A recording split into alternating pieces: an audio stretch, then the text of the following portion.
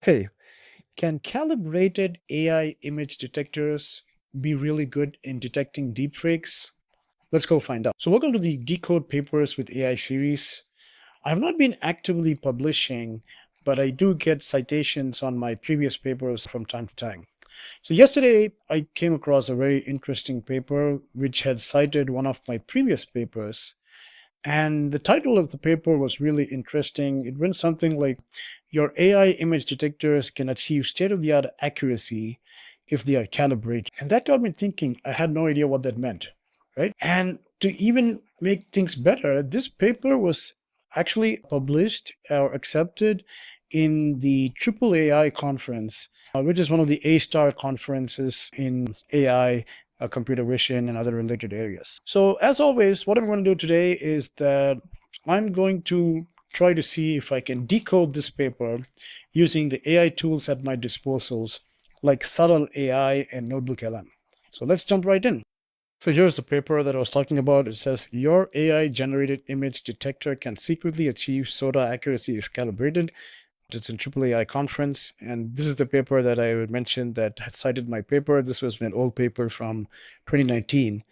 So I also pulled up the archive link to this, and it seems that these are researchers from A-Star Singapore, Infocom Research, and Zhejiang University, China. And so let's go and find out what this paper is going to be about. So as always, the first tool that I'm going to use is and the website is subtle.democratizeresearch.in.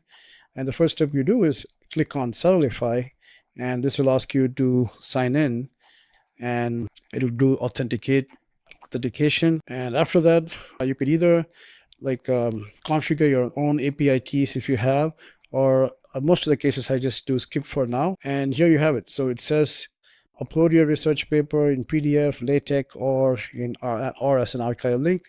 I prefer doing it as PDF. So let me just click on the PDF here.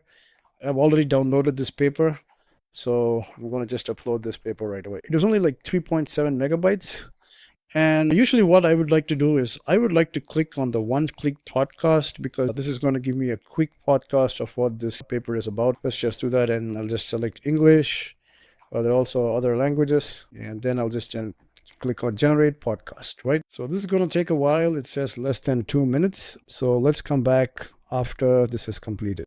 So the podcast is completed. It has come up with a 4.5 minute podcast. So what I'm going to do now is I'm going to just play this and then go over the paper and see what I can understand, right? Hey Rohan, ready to dive into this paper on detecting AI generated images? It's a wild one.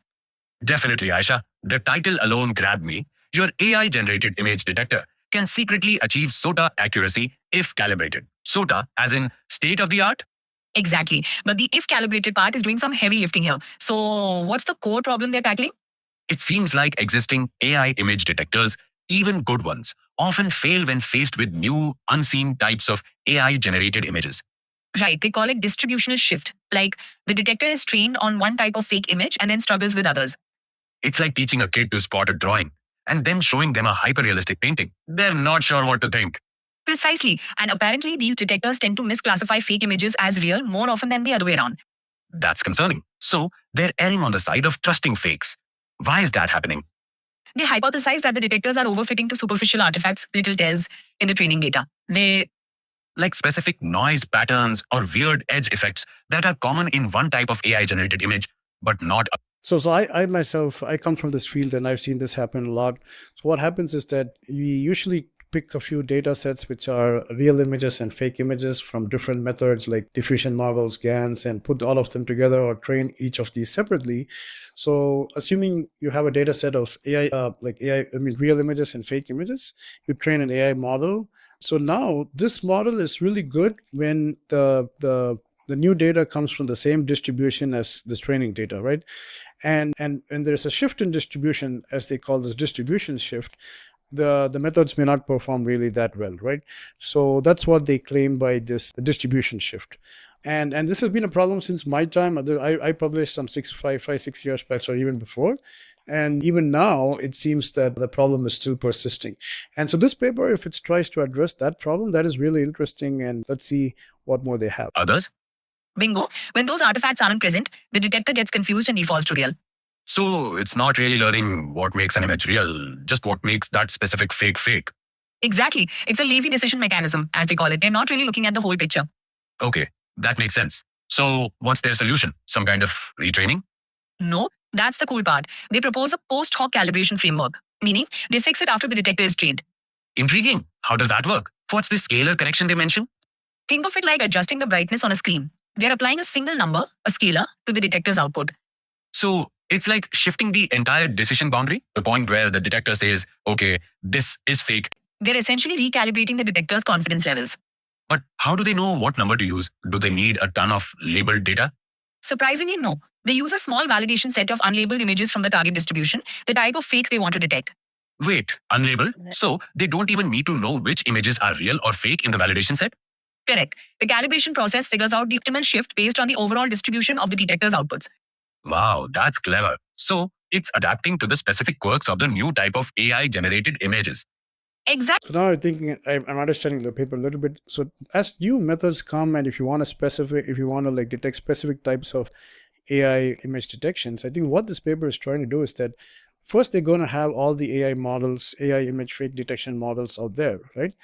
And then they're going to have a validation set, and they are doing it unlabeled here, which could be from a particular type of, like, say, a new, say, nano banana, right? So nano banana is really new, and then maybe the AI models may not have been trained on nano banana at that time. And they're going to like kind of see how these AI models, AI fake image detection models perform on these nano banana images and the normal images from this. And they're going to use that to kind of, in some kind of unsupervised way or something like that, to kind of fix the model, right? So that is really interesting, and they're claiming that this really like boosts the accuracy. So that's interesting if it does. So that's nice. Yeah, let's see. Exactly. And it's lightweight, efficient, and doesn't require any access to the original training data or model architecture. So you could apply this to almost any AI image detector. Model robustness. What kind of results did they see? Did this calibration thing actually work?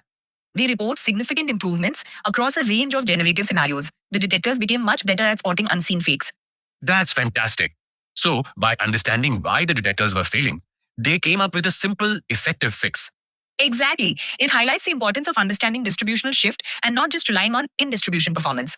This feels really important. As AI image generation gets even better, we need reliable ways to detect fakes, right? Absolutely. It's crucial for maintaining trust and integrity in the digital world. Imagine the implications for news and media. Definitely. And this calibration method seems like a practical way to address the brittleness of current detectors. I agree. It's a clever workaround that doesn't require massive retraining or complicated techniques.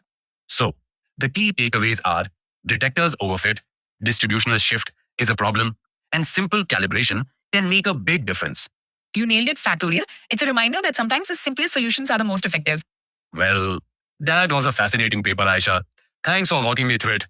My pleasure, Rohan. Always a good time geeking out about AI and its implications. Yeah, this is amazing. So this is what the paper mentioned.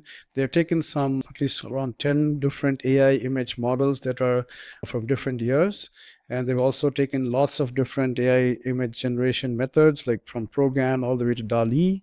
And they've shown that this is the original AI model and how their calibration fix actually like helped in making the methods better, right? 7% and so on. So that's really nice. It's pretty impressive. And so they've also done a few more experiments here. I've not gone into details on what this is. And then some more on, so there's also some robustness analysis. So robustness analysis, basically, how does this perform on once you do some changes on the image, like JPEG compression, blurring, adding noise, and so many other things. Also, they've shown that that also kind of works. Only thing is that I'm seeing that they've only done like very basic JPEG compression. 9590 are still really good quality. What happens when you go a little less? So this is what some of the things that I look for when I review these type of papers. And then also, like, what if you do a mix of this? What if you do JPEG compression and blur together, and how does that perform? So those are some interesting tests to kind of see. But overall, it's pretty impressive that just doing a fix called post calibration really like increased the accuracy, right?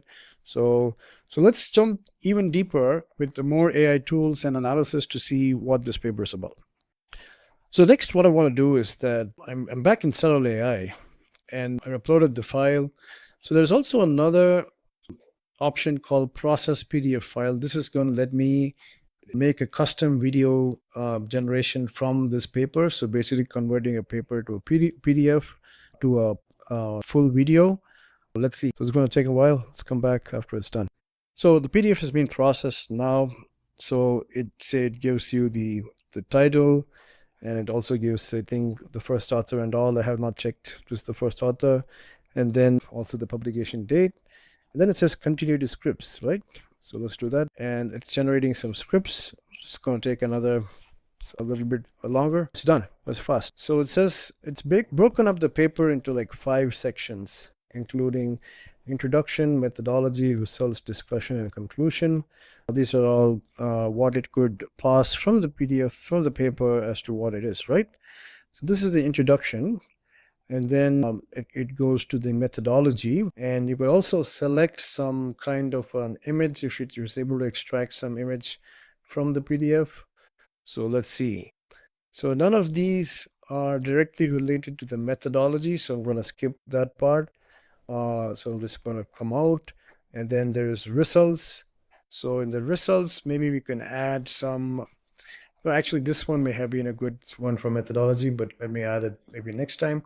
For the results, I think I liked this one, either this or this, one of them, or even number 4, right? So let me try number 4 for results.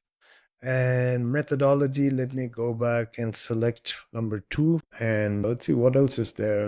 Yeah, that probably is a better way. And for discussion, anything specific, I don't think any specific one is needed here. And same with conclusion. So what I'm going to do is that I just modified the scripts to include a couple of images. So I'm going to say save scripts. Again, I'm not really gone through these completely. So then I'm going to say continue. It says continue to PPT or continue to PDF. I'm just going to say continue to PDF. So let's just wait. Okay, it's doing it. Let's just wait for some time and get back. Okay, that was fast. Every time I think, okay, let me come back, it just does it.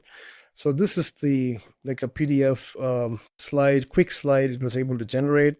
You can see that if I go to the first slide, it'll be an introduction. The second slide, if you remember, we added methodology, we added a figure here from the paper and so on. So you could either download the PDF or even download the LaTeX and so on. So I'd also like to have a video. So let me go through the continue to audio and video. Let me download the PDF before that I have it in my. So now I've clicked on audio to video, and it allows you to ask male or female. I'll just select female and generate audio. Definitely it's going to take a while. So it started generating. So let me come back after some time. Okay, so the video has also now been generated. The video created successfully. So this is the video, and it's only like 2 minutes, 45 seconds. So that's great. That's one of the reasons why I wanted to try this, because it's going to give me a quick overview of the paper. And you can also download the video, download the slides, and it also has the individual audio files that were generated, and you can also share it in local media, social media if I wanted to, right? So let me start playing this video. Welcome to this presentation on your AI-generated image detector can secretly achieve SOTA accuracy if calibrated. This research was conducted by Muli Yang et al. And published in 2nd February 2026. Today we'll explore the key findings and contributions of this important work. Let's begin by understanding the problem this research addresses. The rapid advancement of AI-driven generative models has led to the creation of highly realistic synthetic images. So this is the first introductory slide. This progress poses challenges for authenticity, trust, and security. Detecting AI-generated images is crucial for digital forensics, intellectual property protection, and maintaining information integrity. We hypothesize that the systematic bias in AI-generated image detectors stems from distributional shifts between training and testing data, specifically class conditional input shift and label prior shift. To address this, we propose a post hoc calibration framework based on Bayesian decision theory. The core idea is to apply a learnable scalar correction alpha to the model as output logits. Experiments on challenging benchmarks like AIGC Detect benchmark and GenImage show that our proposed calibration strategy consistently improves the detection accuracies of various baseline AI generated image detectors. The improvements are particularly significant when baseline models are equipped with strong pre-trained feature extractors. Our method demonstrates robustness to image perturbations like JPEG compression, achieving notable accuracy gains. Our findings indicate that existing AI-generated image detectors, despite high in distribution accuracy, suffer from a systematic bias at test time, frequently misclassifying fakes as real. This bias is rooted in distributional shifts, particularly in the fake image class, which causes the learned decision threshold to become suboptimal. Our proposed post hoc calibration method, by applying a simple scalar adjustment to the logits, effectively corrects this bias. This work addresses the critical issue of systematic misclassification in AI generated image detection under distributional shift. We have identified that this bias is a learnable scalar correction to. That's it. That was quick and neat, and I think it basically was telling the same thing, similar, very similar to what the podcast also mentioned. Maybe not in that much detail, but very quick and neat. So this was really good to know. So we're in the last part of understanding this paper. We processed the paper with Saral AI, and now the last part we're just going to process this with NotebookLM. And one feature that I really liked about NotebookLM, usually it used to be the podcast, but nowadays it has video overviews, explainer videos. So I already uploaded the video and have the explainer video also right here. So let's just play that.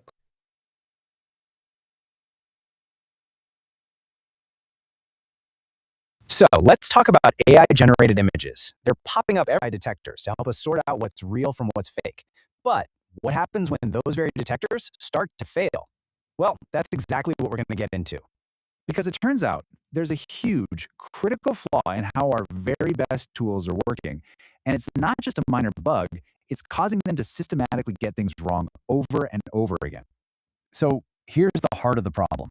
You know how fast these generative AI models are evolving? Concerning. So that is actually true. So my work was in the old detectors. This was some seminal works on detecting GAN images, and I had a few models. And it was really difficult to keep up with new methods that were coming up. So I should say that. But yeah. Okay, let's actually see what's happening. So I could also, in my old paper, we also used ProGAN, and we got similar results. Like ProGAN is somehow it had a very different, the way in which I think they kind of generated this GAN, these images using ProGAN was different, such that it was generalizing really well. And there are also follow-up papers. There was one CVPR paper which just trained only on ProGAN, and they got really good results, I think 2020 or so on. But it's all the way over. They're completely overlapping with the real images now. That clean dividing line, it's gone. The detector is totally just tanks down to nearly 50%. I mean, that's no better than a coin flip. It's just guessing, and it's calling these new fakes real. That's interesting, because during my term also, there was no mid-journey, so ProGAN and GAN and StyleGAN 2 was probably one of the latest. Stable diffusion was just coming up, but not used at that time. So, what on earth is going on? How does a perfect detector suddenly become so useless? Well, the researchers have a great name for it. They call it the lazy learner problem. The fancy technical term is distributional shift, but all it really means is there's a huge mismatch. Imagine you trained a guard dog to only recognize a specific type of intruder. Then a totally new type of intruder shows up. The dog has no idea what to do. That's our detector. It was trained to look for one kind of fake, and now it's facing something totally different. The rules of the game have completed. The detector is still playing the old version. And this is what that laziness really looks like in practice. The detector didn't learn what truly makes an image fake. Instead, it just latched on to some easy, superficial clues from the old training data. You know, maybe a specific kind of digital noise or a weird texture that only those older models produced. So when a new fake from Midjourney comes along without those specific tells, the detector just gives up. Its default setting is to say, well, I don't see the old clues, so it must be real. And that creates this really dangerous systematic bias where it just lets all the new fakes slide right on by. Okay, so that sounds like a total disaster, right? You're probably thinking we have to scrap all these detectors and start from square one. But here's the crazy part. The researchers found a fix, and it is unbelievably simple. So that's the billion-dollar question, isn't it? Are we really going to have to rebuild and retrain these massive, expensive models from scratch every single time a new AI image generator comes out? That just doesn't seem sustainable. Well, get this. The answer is a resounding no. The entire fix, comes down to changing just one single number. It's a technique called scale correction, and it's basically a tiny little nudge for the AI. It's just one number, this alpha value, that you use to recalibrate that decision line we saw earlier. You just shift it over to where it should be to correctly separate the real images from the new fakes. And the best part? It's what's called a post hoc fix. That means you do it after the model is already trained. No need for that expensive, time-consuming retraining at all. And get this, they came up with two incredibly efficient ways to find this magic number. The first way is supervised, where you give it a tiny handful of new images to learn from. And when I say tiny, I mean sometimes as few as 10 images. But even cooler is the unsupervised method. This one doesn't need any labeling. It improves detection accuracies. It's a reliable fix that makes these existing tools better, no matter what their original design was. Now, this next part is super important because in the real world, right, images aren't perfect. They get compressed from the web, they get resized, they get edited, and those little changes or corruptions can totally throw off a detector. And look at this chart. Before the fix, the detector's accuracy on JPEG compressed images was hovering around 60%. Not great. But after that simple calibration, it jumps all the way up to over 75%. So it's not just about being more accurate, it's about being way more. So this is where I was like, I could first find some little concerns there is that, yes, that statement may be true, but the JPEG quality factors that they used were like 1995, which are really good JPEG quality. Like the quality of the images is going to be really good. Realistically, people may use like say 80 or 75 when the performance drops. So what happens during those times? I wonder if they have done more studies on this in the paper, maybe in the appendix. I've not read that yet. And the other one is like, what if we do a combination of many of these, like say JPEG plus noise plus any of those? So how robust would the method be? So that'll also something of interest to check out, right? So at least I remember looking at that.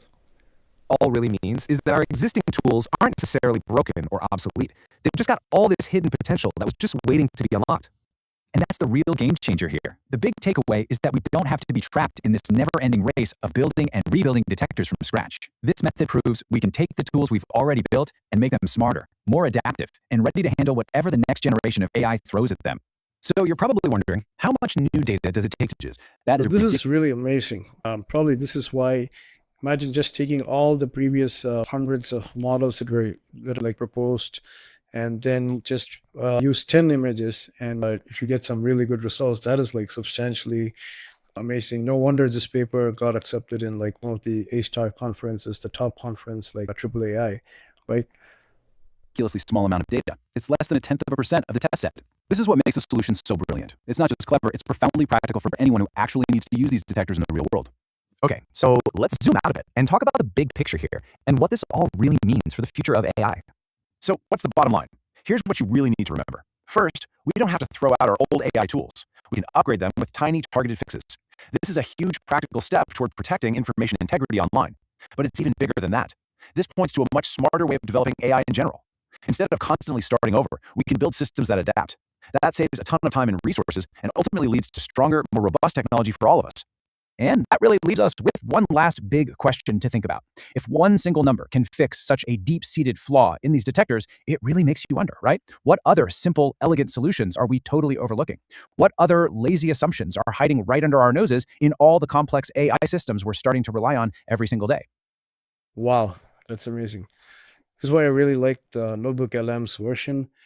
It kind of makes you think, right? So it's like stopped the video with a question. Amazing.